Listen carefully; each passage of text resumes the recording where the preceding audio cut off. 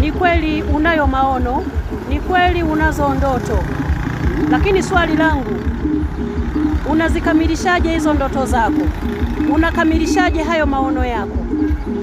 Maana kuna watu wana maono na wana ndoto, wako tayari kufa kwa ajili ya ndoto zao, wako tayari kufa kwa ajili ya maono yao. Swali langu, kama una ndoto na una maono, ukifa maono yatatimia, ukifa ndoto zitatimia. Unakuta, nitolee mfano huu, mfano hai.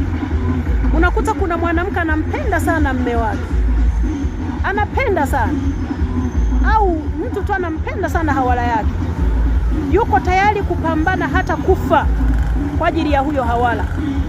Swali langu, mama, kama unampenda mume wako, au baba, kama unampenda mke wako, ukipambania penzi mpaka ukafa, utakuwa umetimiza ndoto zako, umetimiza maono yako, utakuwa umeokoa ndoa yako?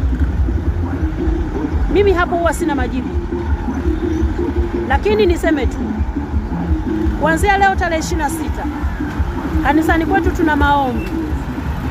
Tutafunga kuanzia leo tarehe 26 Jumapili, tutakuwa na maombi tarehe 27, tarehe 28, tarehe 29, tarehe 30 tutafungua.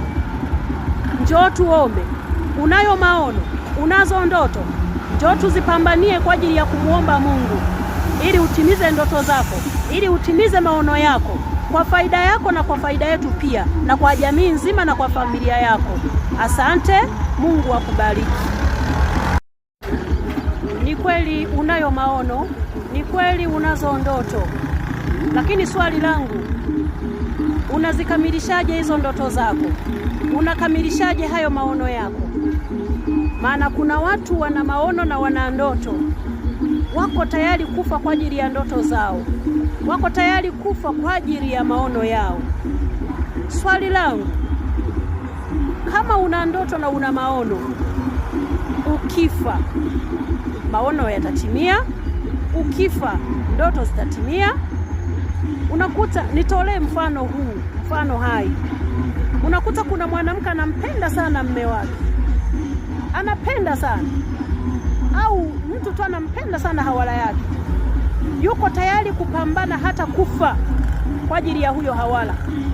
Swali langu, mama, kama unampenda mume wako, au baba, kama unampenda mke wako, ukipambania penzi mpaka ukafa, utakuwa umetimiza ndoto zako, umetimiza maono yako,